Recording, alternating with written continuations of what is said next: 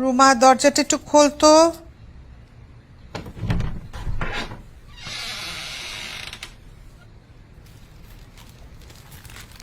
আপা। গোফরান তুই? হ্যাঁ, রিমঝিমের জন্মদিন, তাই উইশ করতে চলে এলাম। রিমঝিমের আজকে জন্মদিন না, কালকে। সেটাই তো আপা, আমি জানি, কিন্তু আগামীকাল ভোরে আমি একটু শহরের বাইরে যাচ্ছি জরুরি কাজে, থাকবো না। এজন্য ভাবলাম অ্যাডভান্স উইশ করে যাই। তুই থাকবি না? না আপা, আসলে হয়েছে কি, আমেরিকায় আমার যাদের সাথে বিজনেস, ওদের সাথে একটা জরুরি মিটিং এ বসতে হচ্ছে। লম্বা সময় নিয়ে মিটিংটা হবে, সো কখন ফ্রি হই ঠিক নেই। আচ্ছা, তোর সাথে আমার কিছু জরুরি কথা আছে। সব জরুরি কথা পরে হবে, আগে যাই ভাগ্নিকে উইশ করে আসি। মানে আচ্ছা, কথাগুলো শুনে যাবি কিন্তু, খেয়ে যাবি। আচ্ছা ঠিক আছে। Happy birthday to you, happy birthday to you. কিন্তু মামা, আমার বার্থডে তো আজকে না, আমার বার্থডে তো কালকে। আমি জানি কাল তোর বার্থডে, কিন্তু কাল সকাল থেকে আমি ভীষণ ব্যস্ত থাকবো একদম মাঝরাত পর্যন্ত। এই জন্য ভাবলাম আজকে তোকে উইশ করি এবং অ্যাডভান্স গিফট দিয়ে যাই। দেখ, তোর খুব পছন্দ হবে।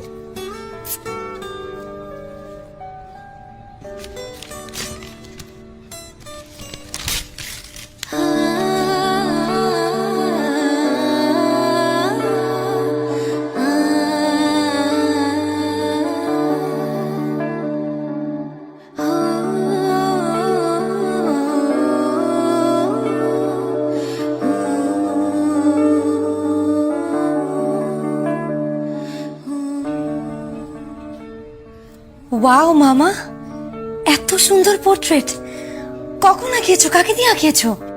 যাকে দিয়ে আঁকিয়েছি তার নামটা হলো সৌরভ। মামা, ওনার কন্ট্যাক্ট নাম্বারটা আমাকে একটু দাও না, আমি ওনাকে ফোন করে একটু থ্যাংক ইউ বলবো। এখানে তো একটা ছোট্ট ঝামেলা আছে রে, ওনার কন্ট্যাক্ট নাম্বার আমার কাছে নেই। তাছাড়া শুনেছি উনি নাকি ইউজুয়ালি কারোর সাথে কথা বলে না, খুব একটা দেখাও করে না। তাহলে তুমি কি করে আঁকালে? এই সৌরভের এক্সিবিশন চলছে ধানমন্ডিতে, শিল্পগুরু শফিউদ্দিন অডিটোরিয়ামে। মামা, ওনাকে কোথায় পাওয়া যাবে? ওখানে গেলে ওনাকে পেয়েও যেতে পারিস। আচ্ছা ঠিক আছে, তোরা সময় নষ্ট করবো না, তুই থাক। আপা আবার আমার সাথে কি জরুরি কথা বলবে, আমি যাই। হ্যাঁ,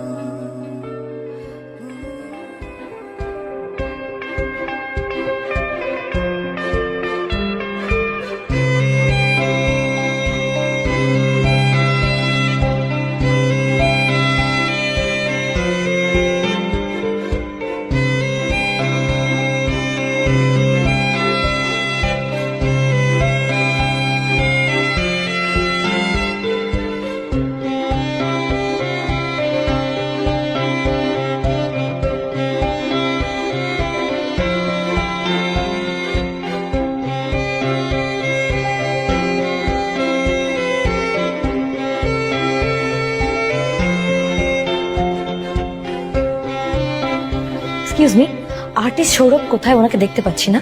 উনি তো ওনার এক্সিবিশন আসেন না। আসেন না? আচ্ছা, ওনার অ্যাড্রেসটা আমাকে একটু দেওয়া যাবে? Sure. Thank you.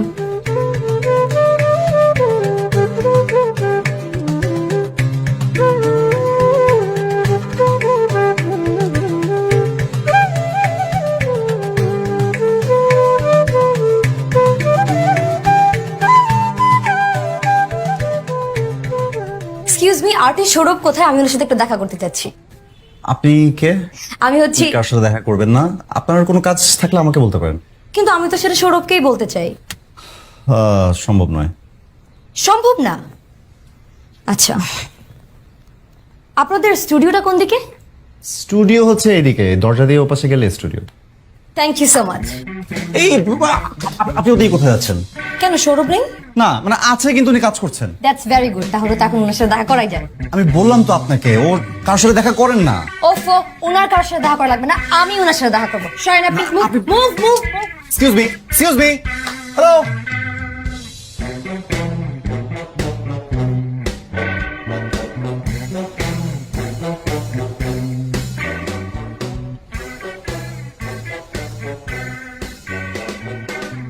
Excuse me, artist Sourav কোথায়?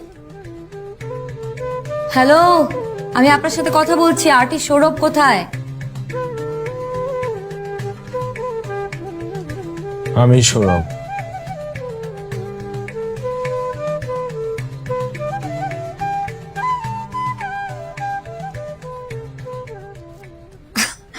আপনি আপনি সৌরভ? সৌরভ দি আর্টিস্ট। মানে আপনি আমার পোর্ট্রেট এঁকেছেন? আমি তো অনেক মানুষের পোর্ট্রেটই আঁকি, আপনার তো আমি এঁকেছি।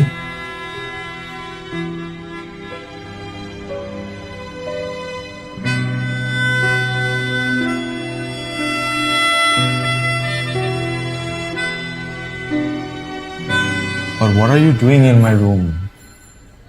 You're not allowed here. You're invading my personal space.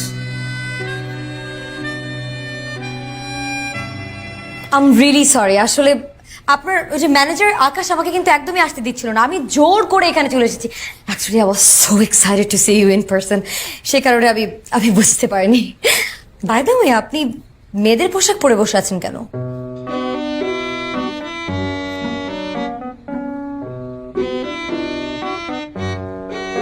ওকে, আপনি ছবি আঁকার পাশাপাশি একজন থিয়েটার আর্টিস্ট, রাইট? এবং আপনি একটা মেয়ের রোল প্লে করছেন, সেই কারণেই আপনি শাড়ি পরে বসে আছেন, তাই না?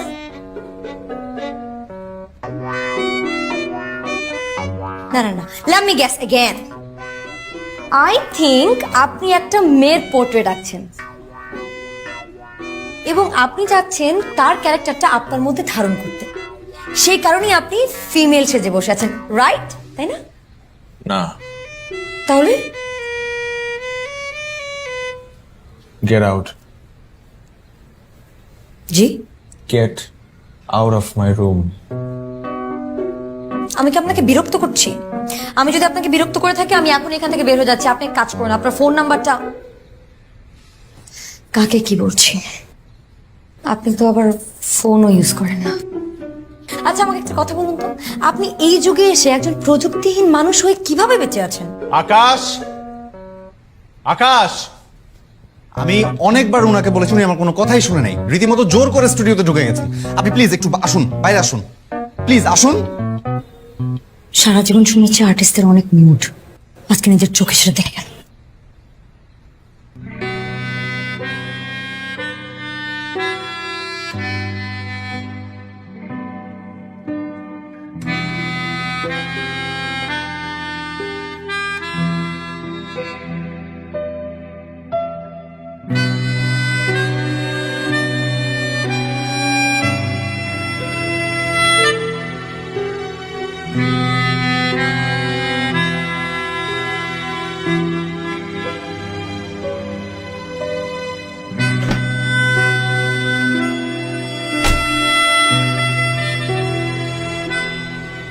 শিল্পীরা মুডি হয়, তাই বলে এত mood? Anyhow, as early as possible আমাকে তার মুডের বটবৃক্ষ উকড়ে ফেলতেই হবে।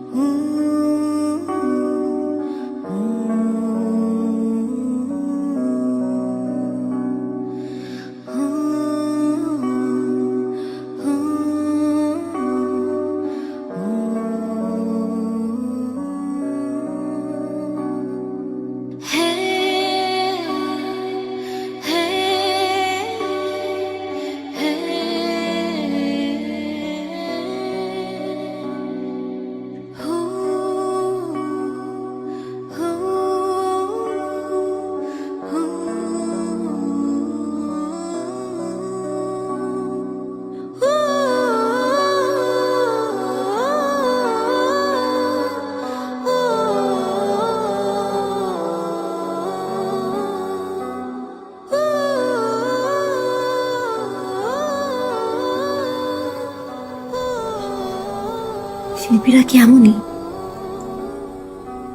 কেমন? একটা শিল্পকে তৈরি করার আগে নিজেই সেই শিল্পী হয়ে ওঠা।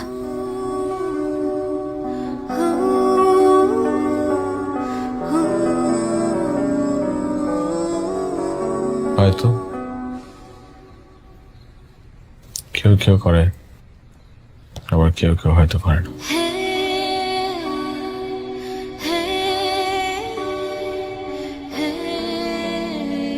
এক একজনের ভাবনার বহিঃপ্রকাশ এক এক রকম। আমারটা হয়তো বা এমনই।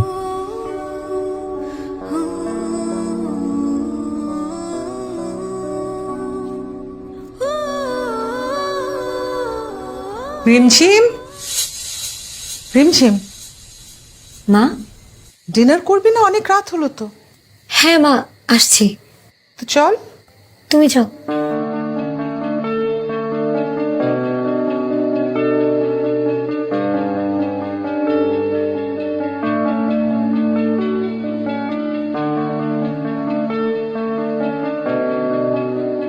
ফ্রান্সের এক্সিবিশনটার জন্য আমি কিন্তু অলরেডি ওদেরকে মেল করে দিছি যে আমরা পার্টিসিপেট করতেছি, কিন্তু এই সপ্তাহে তো অনেকগুলো অর্ডার। পারবি তো সবগুলো ডেলিভারি দিতে টাইম মতো? পারবো, যদি ডিস্টার্ব না করিস। আমি আবার কখন ডিস্টার্ব করলাম? সকালেই তো করলি। ঝিমঝিম নামে একটা মেয়েকে পারমিশন ছাড়া স্টুডিওতে নিয়ে আসলি। ঝিমঝিম, রিমঝিম, রিমঝিম ওই একই, রিমঝিম ঝিমঝিম একই। সকাল থেকে আমার মুডটাই ঝিমঝিম করে দিয়ে গেছে। এরপর আর ক্যানভাসে একটু মনোযোগ দিতে পারলাম না। তো এটার জন্য সরি, বাট এটা নেক্সট টাইম আর হবে না। Cool. তুই যা, আমি ঘুমাবো। সকালে টাইমলি চলে আসিস। ঠিক আছে, দেখা হচ্ছে কালকে।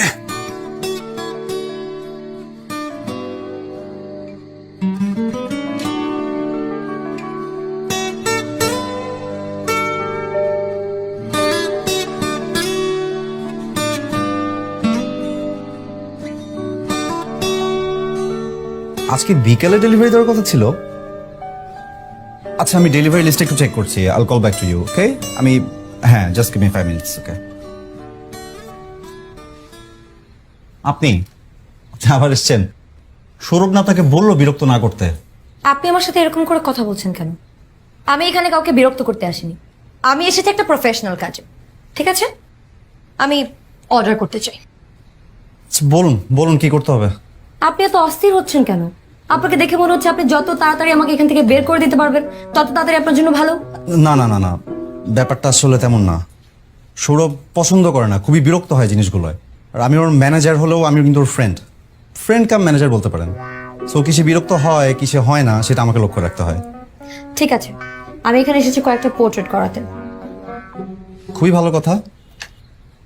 তাহলে বলেন কয়টা পোর্ট্রেট করাতে চান? যার পোর্ট্রেট করাবেন তার ছবি এনেছেন? যার পোর্ট্রেট করাবো মানে? আমি আমার পোর্ট্রেট করাতে চাই। কুল। আমি চাই আমি সেজে গুজে সৌরভের সামনে বসে থাকবো। সৌরভ আমার দিকে এক দৃষ্টিতে তাকিয়ে থাকবে, তারপর আমার ছবি আঁকবে। বলতে পারেন সরাসরি। না না, সৌরভ সরাসরি পোর্ট্রেট করে না। তাহলে ফটোগ্রাফি দিয়ে যান, যে যে অ্যাঙ্গেল থেকে করতে চান পোর্ট্রেটটা। এই নিন। এই নিন মানে আপনি বাছাই করে দেন কোনটা পোর্ট্রেট করাতে চান। সবগুলো পোর্ট্রেট করাবে। এখানে 101টা ছবি আছে। Are you serious? অ্যাডভান্স। না না না, এই অর্ডার আমি নিতে পারবো না। কেন নিতে পারবেন না? সৌরভকে জিজ্ঞেস করে নিতে হবে। তাহলে চলুন না, সৌরভকে জিজ্ঞেস। না না না, আপনি বসুন, আপনি বসুন। আমি যাচ্ছি, আমি জিজ্ঞেস করে আসছি। ওকে।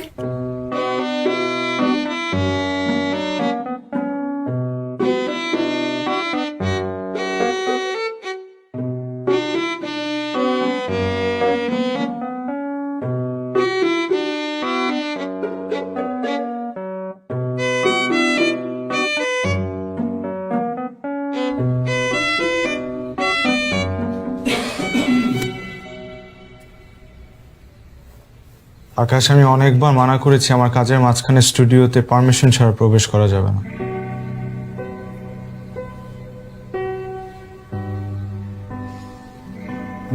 আকাশ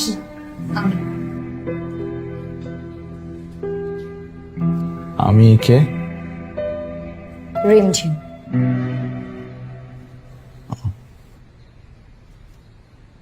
রিমঝিম এখানে কেন? আকাশ, আমি গতবারই খুব স্পষ্ট স্বরে তাকে বলে দিয়েছিলাম যে সে যাতে আমার স্টুডিওতে কখনো আর না আসে। তাহলে সেখানে কি করছে? প্লিজ তাকে এখন এখান থেকে চলে যেতে বল। নিজেকে আপনি কি ভাবেন? দি আর্টিস্ট। আপনি আর্টিস্ট হন আর যাই হন, আপনার কোনো রাইট নেই আমাকে এখান থেকে এভাবে বের করে দেওয়ার। অবশ্যই আছে, স্টুডিওটা আমার, আমার যা ইচ্ছা আমি তাই করব। আপনি আমাকে বিরক্ত করছেন। আমি আপনাকে বিরক্ত করছি না, আমি এখানে এসেছি আমার পোর্ট্রেট করাতে। আকাশকে দিয়ে যান। দোস্ত, 101টা ছবি উনি অ্যাডভান্সও করতে চান এবং সেটা অনেক টাকা।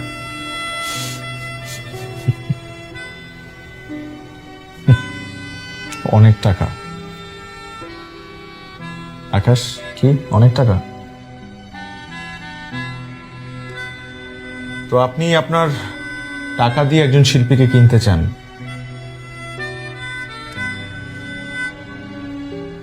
আপনার কি মনে হয় কত টাকার জন্য একজন আর্টিস্ট বিক্রি হতে পারে? যত টাকা লাগবে তত টাকা। ধারণাটা ভুল। আমি কখনোই টাকার বিনিময়ে আপনার পোর্ট্রেট করাবো না। আপনি প্লিজ এখান থেকে যান। আকাশ, আকাশ। ম্যাডাম চলেন, সৌরভ যা বলে সেটা করেন। আপনি চুপ করুন। আমি কি জানতে পারি কেন? বিকজ আমি টাকার কাছে আমার শিল্পকে বিক্রি করবো না, তাই। ভালো কথা, আপনি একজন শিল্পী, আপনি আপনার শিল্প দিয়ে মানুষের সাথে কানেক্ট করেন এবং সেই কারণেই কিন্তু মানুষ আপনাকে ভালোবাসে। আমিও আপনার কাজকে ভালোবেসে আপনার কাছে এসেছিলাম, কিন্তু আজকে আপনি আমার সাথে যে ব্যবহারটা করলেন, আমার বলতে একটুও দ্বিধা হচ্ছে না যে আপনি একজন প্রকৃত artist non. Your just fake.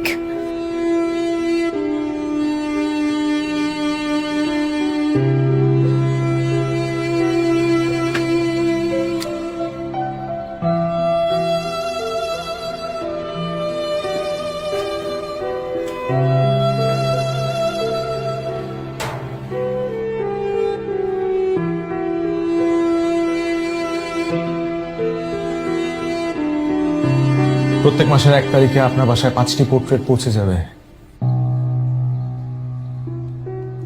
কিন্তু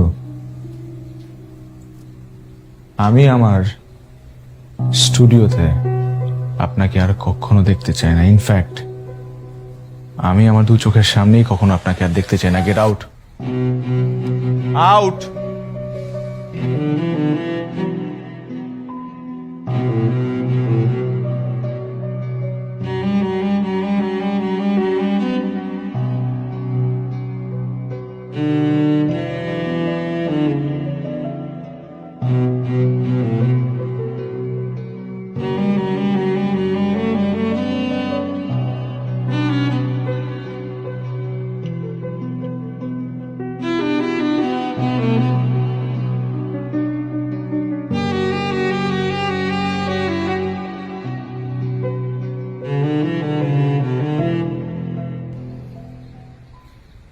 কিছু মনে করবেন না ম্যাম, মাঝে মাঝে আমি নিজেও ওকে বুঝতে পারি না।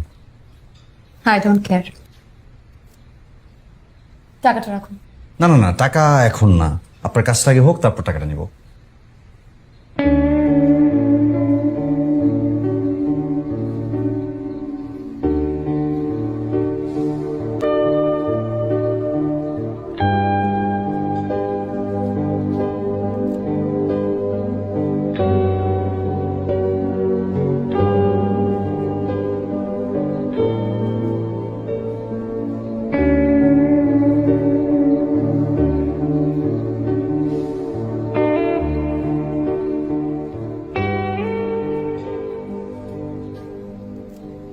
আমার খুব ইচ্ছে ছিল আপনাকে নিয়ে একদিন ঘুরতে আসার, স্বাভাবিকভাবে।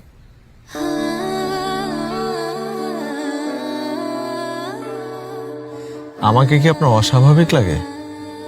একটু, কিন্তু আপনি তো একজন আর্টিস্ট, আপনি এমনটা হতেই পারেন।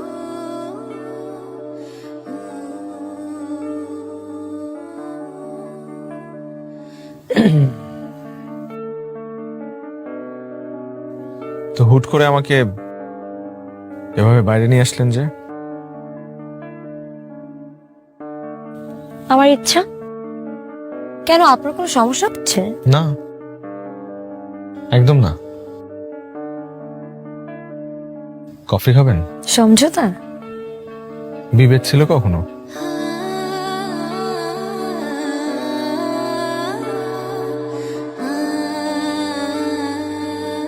আমার না আপনার সম্পর্কে জানার খুব ইচ্ছে। আপনি মানুষ হিসেবে কেমন,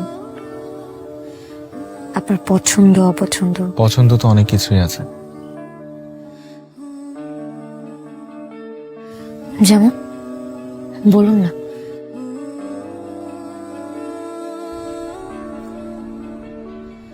খোলা মাঠে সারা রাত জেগে ভরা পূর্ণিমা দেখা, দিগন্ত বিস্তৃত ভাদ্র মাসের হাওরে নৌকা নিয়ে ঘুরে বেড়ানো, নাটাই সুতো থেকে কেটে যাওয়া ঘুড়ির পেছনে ছুটতে ছুটতে ক্লান্ত হওয়া,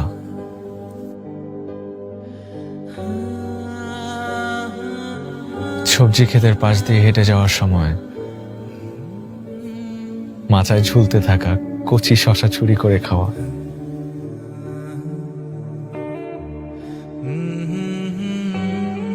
তিন চাকার বিয়ারিং গাড়ি নিয়ে দিন রাত টই টই করে ঘুরে বেড়ানো,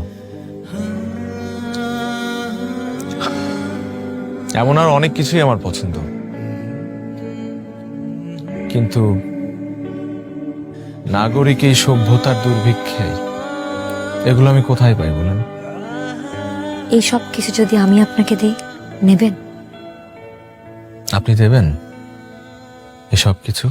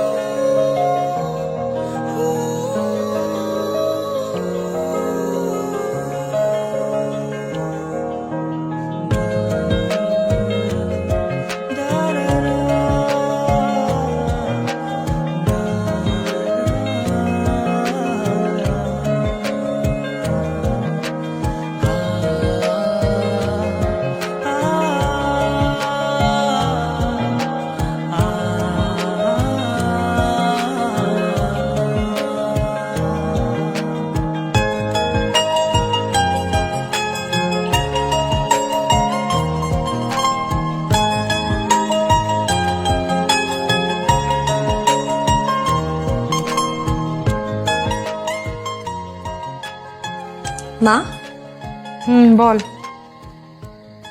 না এত রাত পর্যন্ত কাজ করছো? আর বলিস না, কাজ শেষ হয়নি। কিছু বলবি? না, কিছু বলবো না। তাহলে শুয়ে পড়। হুম।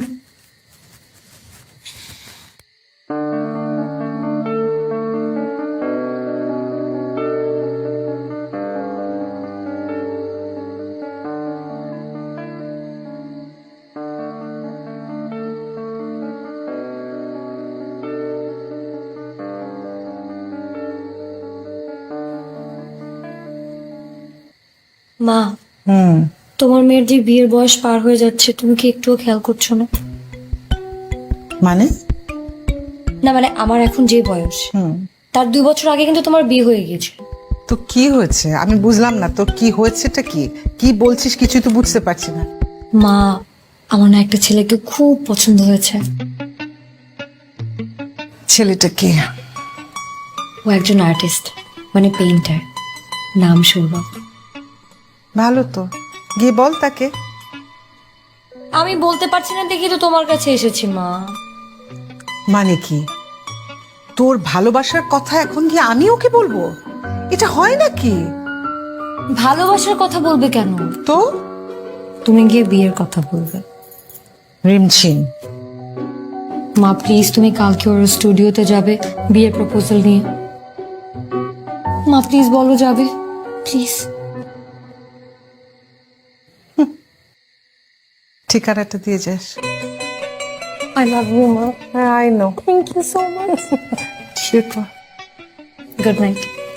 Good night.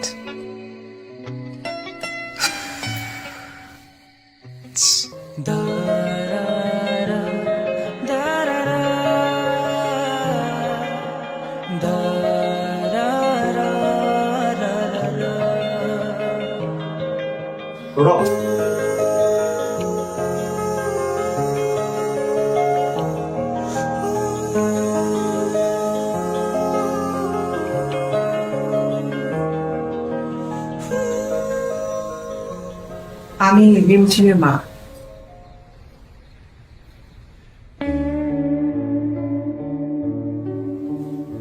Thank you. আমি আমার মেয়ের বিষয়ে কথা বলতে এসেছি।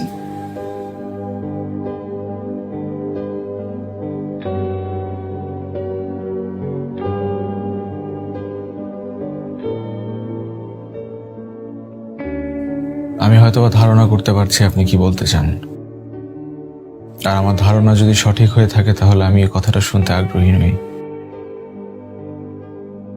বাবা, আমার মেয়েটা এর আগে কোনো ছেলের ব্যাপারে এত সিরিয়াস হতে দেখিনি। প্লিজ তুমি আমার কথাগুলো শোনো। আমার সম্পর্কে যখন সব সত্য জানতে পারবে তখন এই সিরিয়াসনেস আর থাকবে না। কেন? কেন? এই কেনর উত্তরটা অনেক বড়। সময় আছে আপনার? প্লিজ বলো।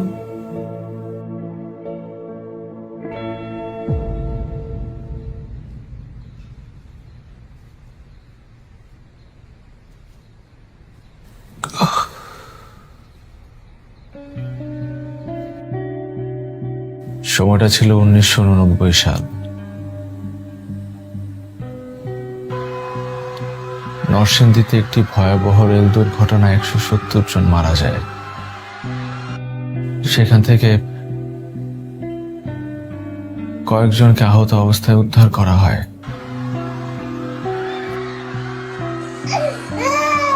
ঘটনাস্থল থেকে পুলিশ একটি 1 বছরের শিশুকে উদ্ধার করে এবং উদ্ধার করে তাকে একটি শিশু সদনে পাঠিয়ে দেওয়া হয়। সেই থেকে ছেলেটি ওখানেই বড় হয়েছিল, কিন্তু শিশুটিকে যেখান থেকে উদ্ধার করা হয় তার ঠিক পাশেই দুজন বোরখা পরা মহিলার লাশ উদ্ধার করা হয় এবং তার অপর পাশে একজন সিঁদুর পরা মহিলার লাশ উদ্ধার করা হয়। সে শিশুটি আমি।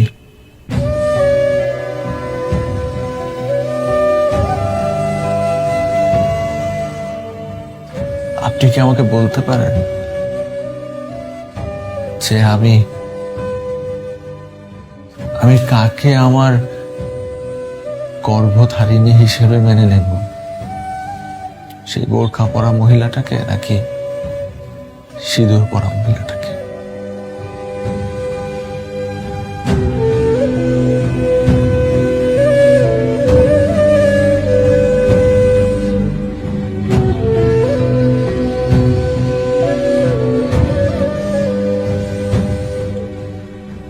এটা তো ওর দোষ না মা। আমি যদি লাইফে কখনো কাউকে বিয়ে করি, আমি সৌরভকে বিয়ে করব। লাইফ পার্টনার হিসেবে সৌরভের বাইরে আমি আর কাউকে ভাবতে পারবো না।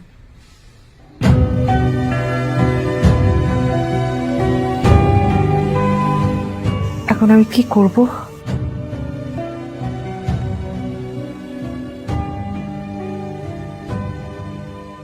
আপা তুমি ভেঙে পড়ো না প্লিজ। গোফরান, ওর সামাজিক অবস্থান আমার কাছে ইম্পর্টেন্ট না। আমার মেয়েটা ওকে ভালোবাসে, সেটা সবচেয়ে গুরুত্বপূর্ণ।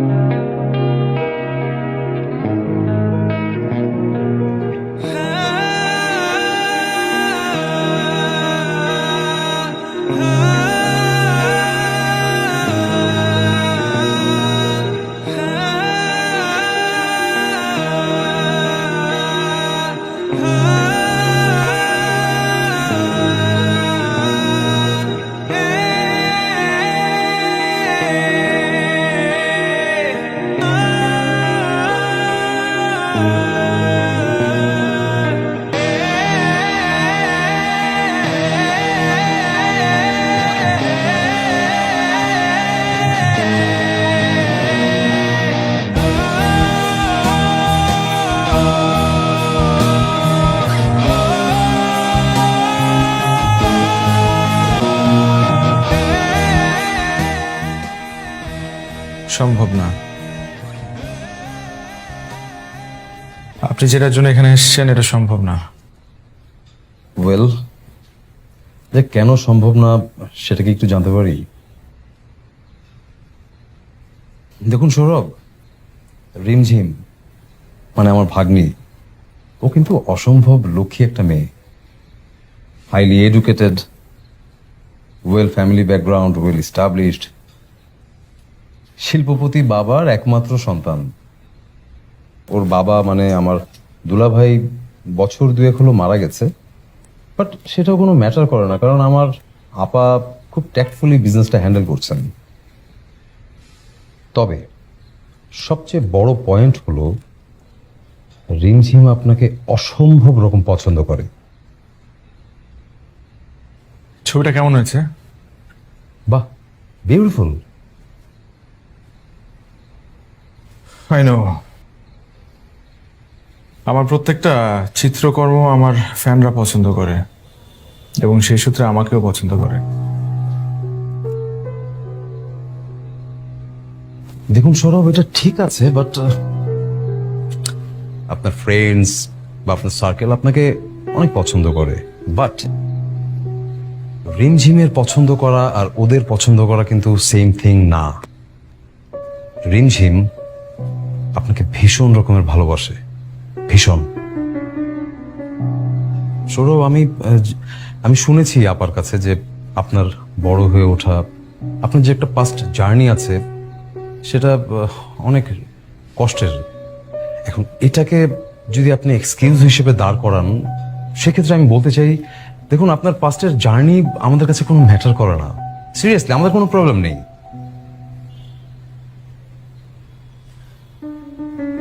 আপনি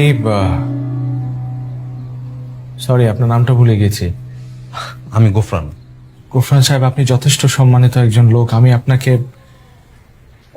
কিভাবে বলবো এই কথাটা আমি জানি না, কিন্তু আপনি প্লিজ এখান থেকে চলে যান, কারণ যেটা সম্ভব না সেটা নিয়ে কথা বলে লাভ নেই। দেখুন আমি বুঝতে পারছি আপনি হয়তো সামহাও মেন্টালি আপসেট বা খুব একটা কমফোর্ট জোনে নেই এই মুহূর্তে, বাট তারপরও আমি আপনার কাছে একটু জানতে চাই, আপনি যে রিমঝিমকে রিজেক্ট করছেন এটার পিছনের কারণটা কি একটু বলবেন প্লিজ? প্লিজ সৌরভ। দেখেন, আপনারা আসলে সবটা জানেন না। না, আমি জানি, আমি জেনেই এসছি। আপনারা জানেন না। না, আমি তো আপার সাথে কথা হয়েছে, আপনার পুরো বিষয়টা আমি শুনেছি, আমাদের কোনো প্রবলেম নেই এতে। আরে আপনারা আমার বর্তমান অবস্থাটা জানেন না। আপনি একটু শান্ত হন। দেখুন, আমি আপনাকে নিশ্চয়তা দিচ্ছি, আপনি যদি আমাদের পরিবারের সদস্য হন। আপনারা জানেন না, আপনারা আমার সুখ শান্তি আনন্দ বেদনা দুঃখ দুর্দশা, আমার ফ্রাস্ট্রেশন, আমার চিৎকার, আমার হাহাকার, আমার ডিপ্রেশন, এগুলো সম্পর্কে আপনারা অবহিত না। আমার একমাত্র বন্ধু, ইনফ্যাক্ট আমার ম্যানেজার, আমার বেস্ট ফ্রেন্ড আকাশ পর্যন্ত এগুলো জানে না। No one knows about it. কেন বুঝতে পারছেন না আপনারা? ঠিক আছে সৌরভ, আপনি একটু শান্ত হন। আমি বুঝতে পারছি আপনি। ও মাই গড, আপনারা কেউ বুঝতে পারছেন না আপনারা। সৌরভ, আপনার মতো এত বড় একজন চিত্রকরকে আমরা ফ্যামিলি মেম্বার হিসেবে পেলে খুব গর্ববোধ করব। এবং বিলিভ মি, আপনি একটু শান্ত হন। আমি আপনাকে কথা দিচ্ছি, আমার ফ্যামিলি আপনাকে পূর্ণ সাপোর্ট দেবে। আমার বোন, আমার ভাগ্নি আপনার কাজ অনেক ভালো। টেক দিস কার্ড, এই কার্ডটা নেন। সে আমার ডক্টর। তার কাছে যান, গিয়ে জিজ্ঞেস করেন কেন আমি আপনার ভাগ্নিকে বিয়ে করতে পারবো না। ওকে ওকে, প্লিজ গো, প্লিজ প্লিজ।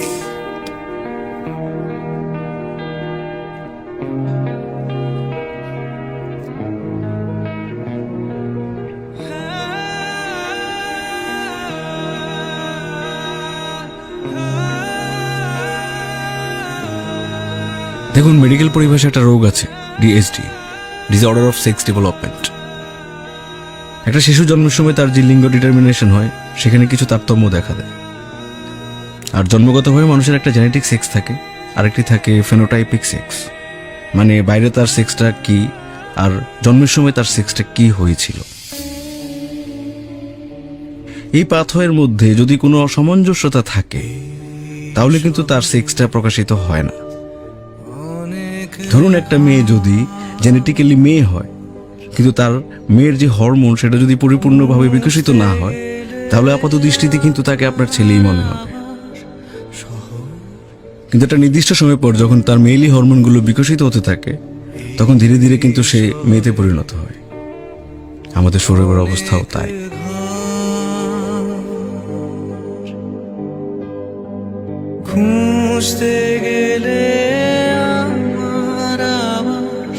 ইদানিং তার মেয়েলি হরমোনগুলো বিকশিত হয়ে পরিপূর্ণতা পাচ্ছে। তুমি ডাকবে আমার কি নামে, কোন ঠিকানা, কোন খামে লিখবে চিঠি পত্র। এই শহরে অনেক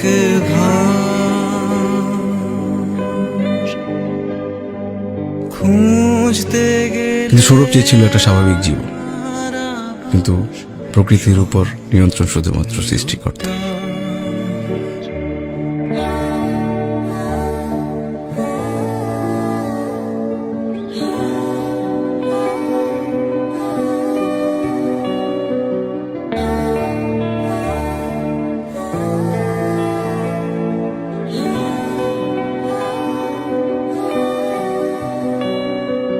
যেন কোনো স্মৃতি নেই এমন শূন্য সময়, যেন কোনো প্রীতি নেই কিছু না প্রেমময়। কেউ রেখে গেছে অপেক্ষা, সে আসবে না অতি সত্তর।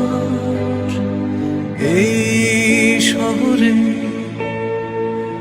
অনেক ঘর,